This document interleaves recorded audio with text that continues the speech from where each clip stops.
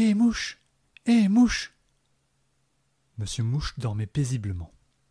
Il n'entendait pas celle qui essayait tant bien que mal de le réveiller.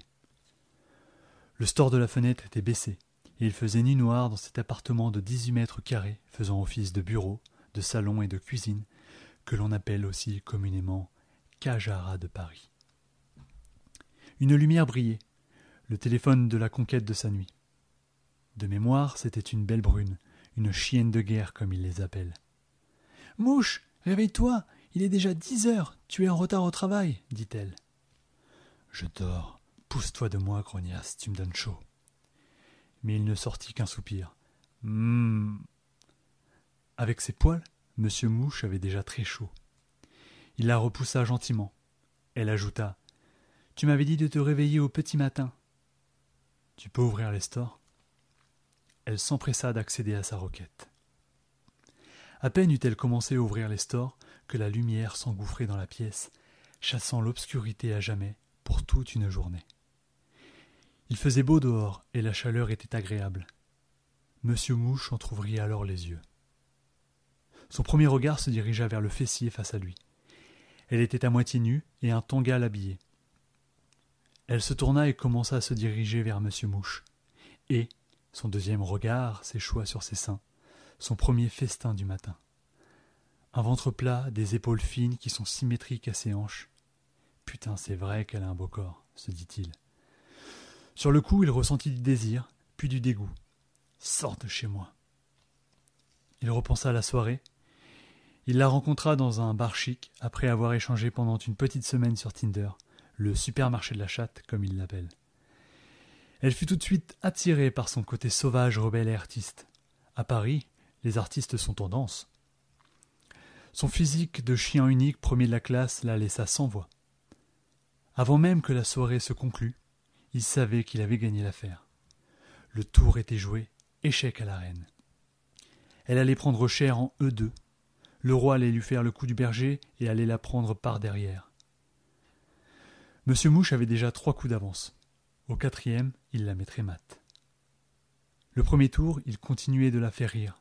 Le 2e, il l'invita soigneusement à prendre un dernier café à une heure tardive. Et au 3e tour, dans sa modeste pièce, il ne lui paya pas un café, non, mais l'enivra d'un vin bon marché, un vin blanc frais pour la rendre plus chaude. Monsieur Mouche, quant à lui, vida le reste de la bouteille, ainsi que 2 autres bières. 3 coups en un, afin d'être capable de porter le coup de grâce. Il avait bien calculé son coup.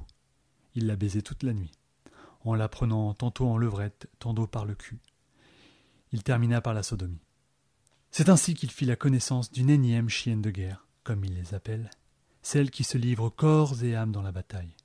Une fille qu'il note généralement 3 étoiles dans un carnet, le guide Michelin, le carnet secret.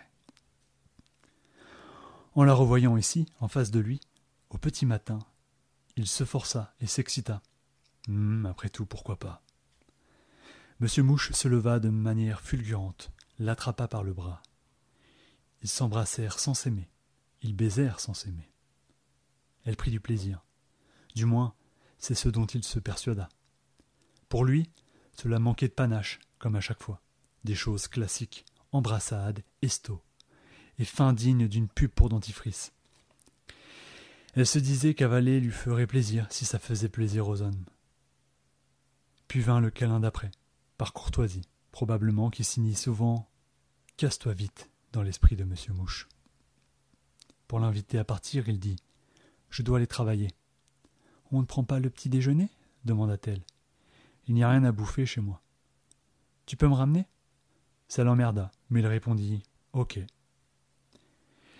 Ils se dépêchèrent de se préparer et s'enfuirent. Il s'empressa de la raccompagner chez elle. Elle vivait à Montmartre. À 11h15, la circulation était correcte, mais ça faisait toujours chier de prendre une 30aine de minutes pour amener quelqu'un. Monsieur Mouche avait envie d'un café. Il s'arrêta à un Starbucks sur la route et mit ses warnings car aucune place n'était libre dans les environs. Il se fit klaxonner. Il prit un americano XL et un pain au chocolat. Il se sentit obligé de prendre un muffin pour elle. « Merci, Mouche. » Comme si j'avais le choix, pensa-t-il. Et il la ramena à bon port. Elle l'embrassa langoureusement sur le museau, puis dit « J'ai passé une bonne soirée en ta compagnie. Nous pouvons nous revoir dans la semaine si tu le souhaites. Naturellement, je te tiens au jus. Monsieur Mouche lui fit alors son plus beau sourire. Passe une bonne journée, Mouche. Toi aussi, dit-il. Il ne la rappela jamais. C'est l'histoire incroyable de Monsieur Mouche. L'histoire que je m'en vais te conter, cher auditeur, auditrice, pourrait quelque peu te surprendre. Aussi te demanderai-je de jouer de ton imagination et de te laisser bercer par le conte fantastique qui va suivre. Monsieur Mouche était un chien hors du commun. Monsieur Mouche était aussi un humain. Si l'on considère être humain celui qui se tient sur deux pattes, qui est doué de raison et qui utilise un moyen de communication par des sons, des syllabes et des consonnes. Il naquit simple chiot. Tout de suite sa mère vit qu'il n'était pas comme les autres, alors elle l'abandonna et le laissa à son funeste sort. Mais il survécut, sans réel besoin de sevrage. Il fit vite adopter par une petite bourgeoise qui se lia d'amour avec lui quand elle avait besoin d'un toutou de compagnie. Livré à lui-même, il fit vite des choses extraordinaires, qu'aucun chien normal n'était capable de faire. Monsieur Mouche était unique. Un don de Dieu, pourrait-on dire, bien qu'il ne crût pas en Dieu. Et, aussi surprenant que cela pût paraître, il commença à changer, physiquement je l'entends, adoptant des faits et des gestes plus humains. Oui, Monsieur Mouche était différent. Sa bourgeoise, apeurée par ce qui se tramait, décida de l'abandonner à son triste sort, au coin d'une rue. Il fallait la comprendre. Ce qu'elle voulait, c'était un gentil labrador, pas un chien hors du commun. Monsieur Mouche était encore tout jeune chiot lorsqu'il fut abandonné par sa maîtresse. « Je suis perdu. » La vie fut rude pour lui. Ainsi, pendant des petites années, il se mit à vagabonder dans les rues et survécut comme il put, jusqu'au jour où il rencontra Max et sa famille. Ils auraient pu ne jamais se rencontrer, mais le destin, la motivation d'une mère endeuillée pour offrir une journée comme les autres à un fils qui venait de perdre son petit frère, fit qu'ils le croisèrent au coin d'une rue. Et ils ne l'abandonnèrent plus jamais. Monsieur Mouche avait une famille, un père aimant, une mère aimante et un frère d'âme. Sa différence ne choqua plus personne. Et il grandit dans une famille aimante et sympathique. Max devint la personne qui lui fut la plus proche, le frère qu'il n'avait jamais eu. Et ils grandirent tout en étant inséparables. Ils connurent toute l'aventure d'une jeunesse et de ses travers. Ils devinrent de jeunes paumés incompris, désirant prouver quelque chose d'insensé au monde entier. Max voulait devenir quelqu'un d'important et rêvait de gloire. Monsieur Mouche, quant à lui, cherchait à vivre comme un humain. Il comprit que sa seule rédemption passerait par l'art et l'écriture. Ainsi, Monsieur Mouche devint écrivain. Ils gagnèrent les rues de Paris et y vécurent comme toute autre personne. Ils se mirent à fréquenter ceux qui étaient importants pour pouvoir avoir l'espoir d'être quelqu'un. Ainsi fréquentèrent-ils les soirées mondaines de Paris. Et grâce à cela, eux aussi se sentaient importants, à leur manière. Ils rencontrèrent ses amis influents, ses partenaires de boissons, ses poivreaux écrivains, ses partenaires de ligne blanche. Le monde de la vie nocturne était leur paradis artificiel qui leur permettrait de se sentir en vie. Monsieur Mouche se sentait accepté, mais dans le fond, il n'aimait pas vraiment ça. Max, quant à lui, se sentait important. Il en voulait toujours plus. Un chien normal vivait environ 15 ans. Lui en avait déjà 25. Il était destiné à vivre une longue vie. Et c'est ainsi que l'histoire de Monsieur Mouche commença un matin de printemps, ivre, disant au revoir à celle qu'il ne reverrait plus jamais. Monsieur Mouche effectuait toutes sortes de petits boulots. À cette époque, il était commercial pour une start-up, pionnière du look hobo parisien et hippie, se revendiquant jeune et dynamique. C'était surtout un job alimentaire. Il ne travaillait pas vraiment beaucoup, sauf quand il était obligé. Et le reste du temps, il se contentait de vivre ou de survivre. Appel.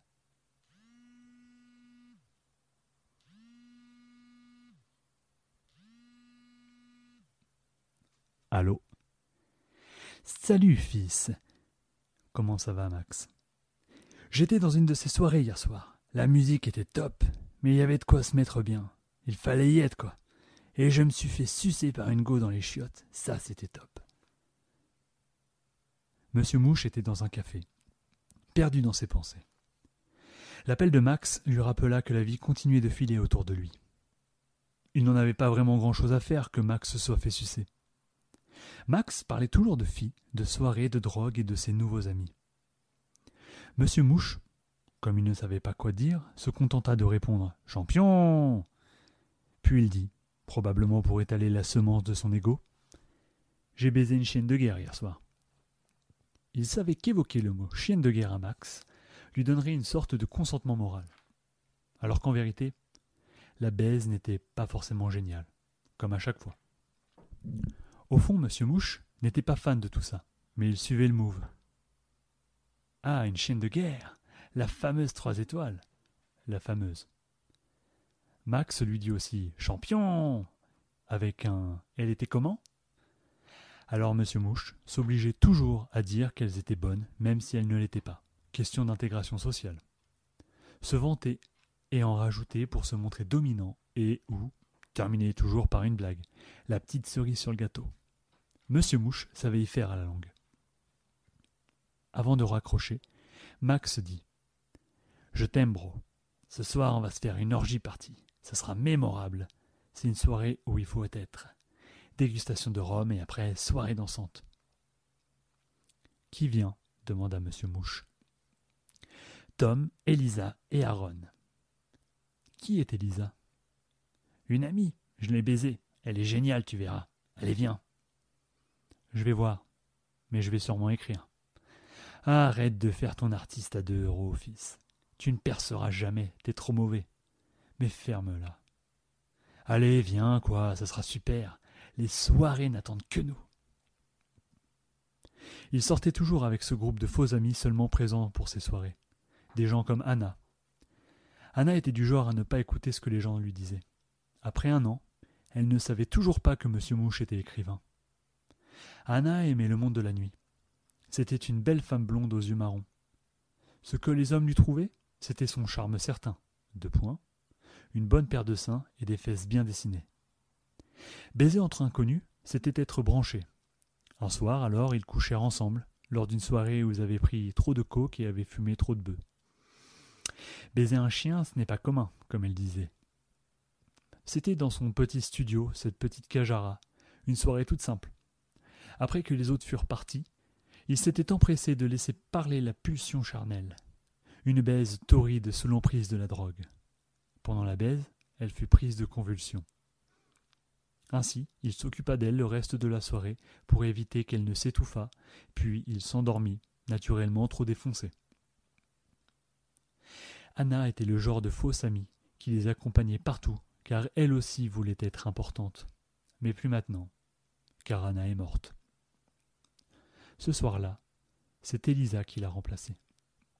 Et c'est donc ce soir-là que Monsieur Mouche rencontra pour la première fois Elisa. Elisa était tout simplement très jolie, très pure, un petit joyau, une brune aux yeux marron-vert. Dieu lui avait fait le cadeau d'avoir un visage unique et très beau. Elisa est drôle, Elisa est fun, Elisa est spéciale. Mais Elisa est aussi très superficielle.